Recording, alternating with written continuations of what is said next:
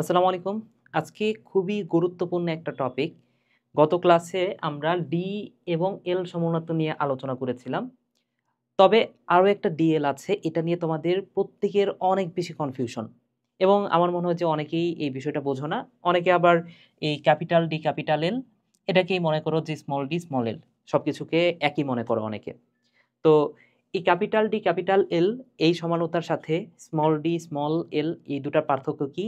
আজকের ক্লাসটা দেখলে পুরা বিষয়টা আশা করি বুঝতে পারবা। সো এইখানে আরো ২ টা নাম আছে। এই ২ টা নাম একটু ভালো করে খেয়াল করে দেখো ভাইয়া। একটা হচ্ছে ডেক্সট্রোজ এবং আরেকটা হচ্ছে লেভুলোজ। তো এই ২ টা আমরা গ্লুকোজের এবং ফ্রুক্টোজের অপর নাম পড়ার সময় দেখেছিলাম এবং বলেছিলাম যে পরে এটা নিয়ে আলোচনা করব। তো এই লেভুলোজ এবং ডেক্সট্রোজ বলতে কি বোঝানো হচ্ছে বা কেন এই নামটা সেটাও আজকের ক্লাসে বুঝতে পারবা। তো নতুন একটা স্লাইড আমি নিয়ে নিই। আগে থেকে আমি একটা গ্লুকোজের চিত্র আঁকায় রেখেছি।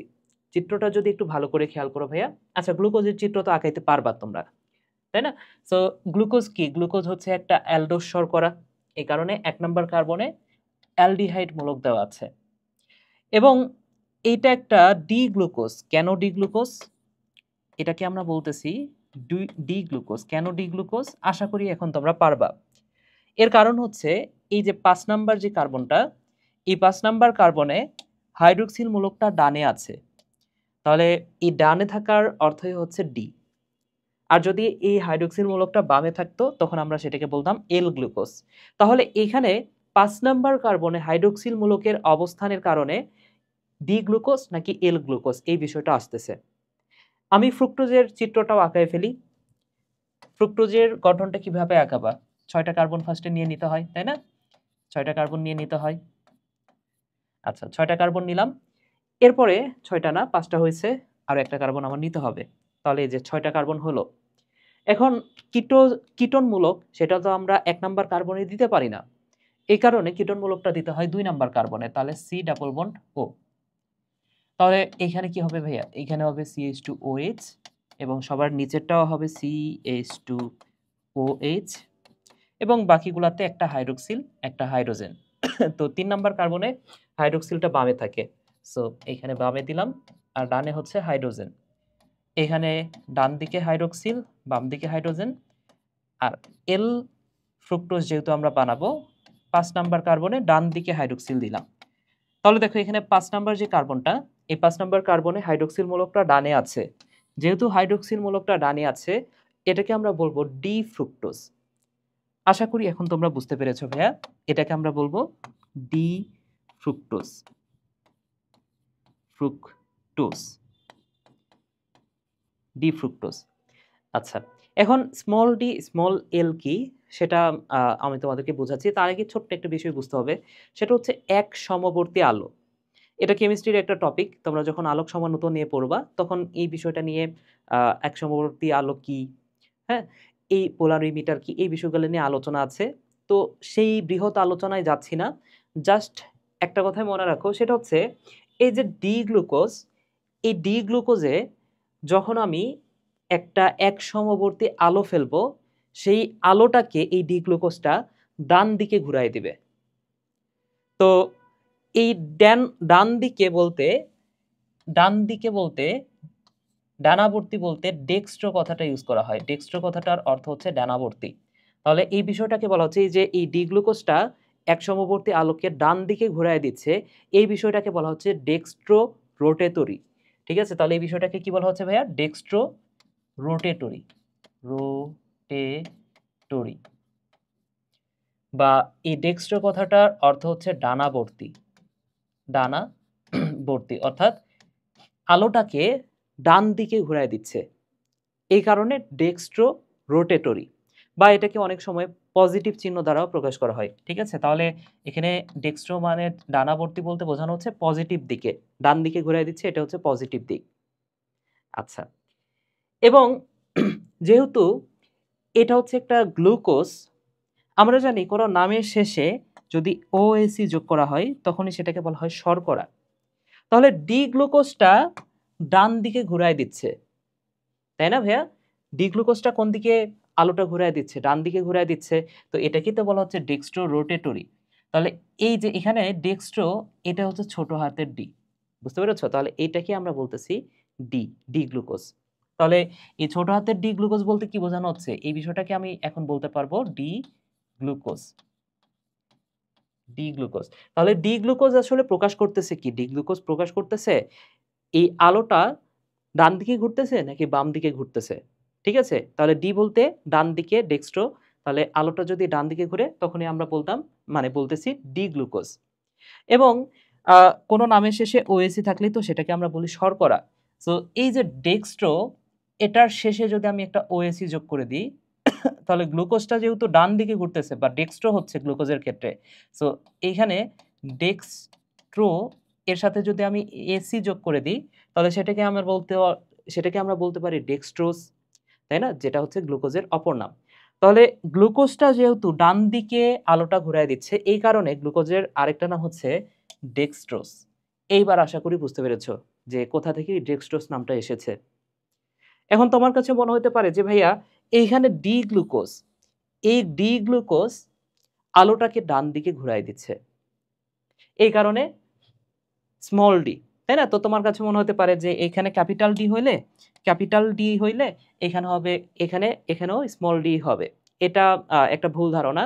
এখনই তোমার ভুল ধারণাটা ভেঙে যাবে। সেটা হচ্ছে ফ্রুক্টোজের ক্ষেত্রে তুমি যদি দেখো ফ্রুক্টোজ হচ্ছে এটা হচ্ছে ডি ফ্রুক্টোজ। কেন ডি ফ্রুক্টোজ? কারণ এখানে ৫ নাম্বার কার্বন, এই ৫ নাম্বার কার্বনে হাইড্রোক্সিল মূলকটা ডানে আছে।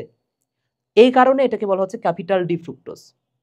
তাহলে ক্যাপিটাল ডি প্রকাশ করতেছে যে হাইড্রোক্সিল মূলকটার অবস্থান কোথায়, ডানে নাকি বামে? ডানে, তাই ডি। আচ্ছা, এখন এই ডি ফ্রুক্টোজের ওপরে যদি একটা এক সমবর্তী আলো প্রবেশ করানো হয় সেই ক্ষেত্রে সেই আলোটা ডান দিকে যাবে না, ডান দিকে বেঁকে যাবে না, সেই আলোটা বেঁকে যাবে বাম দিকে।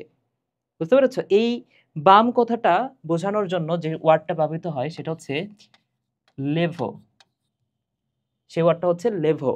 লেভো মানে কি? লেভো মানে হচ্ছে বাম। তাহলে এই কারণে এই ডি ফ্রুক্টোজকে আমরা আবার ছোট হাতের এল ফ্রুক্টোজও বলতে পারি। কেন এল ফ্রুক্টোজ? কারণ বাম দিকে বাঁকাই দিচ্ছে। ছোট হাতের এল প্রকাশ করে আলোটা বাম দিকে যাচ্ছে নাকি ডান দিকে যাচ্ছে। সো এটাকে আমরা বলতে পারি এল ফ্রুক্টোজ। আচ্ছা, লেভো রোটেটরি বলতে পারি। লেভো রোটেটরি। আচ্ছা, রোটেশন বানান কি? ই। আচ্ছা, এই বানানটা একটু দেখে নিও। রোটেটরি। এই কারণে এই ফ্রুক্টোজটাকে আমরা এল ফ্রুক্টোজও বলতে পারি। এটাকে আমরা বললাম এল ফ্রুক্টোজ। আশা করি বুঝতে পেরেছ। এবং নামের শেষে যেহেতু ওএসি যোগ করলে সেটাকে আমরা বলতে পারি শর্করা। তাহলে এইটা যেহেতু বামাবর্তী হচ্ছে বা লেভোরোটেটরি হচ্ছে, এই ওয়ার্ডটাকে আমি যদি এখন ওএসি যোগ করে দিই তাহলে এল এ ই ভি ইউ এল ও এস ই। এই যে দেখো আমি কি যোগ করলাম ভাইয়া? আমি ওএসি যোগ করে দিলাম এখানে। তাহলে এটাই হচ্ছে ফ্রুক্টোজের আরেকটা নাম।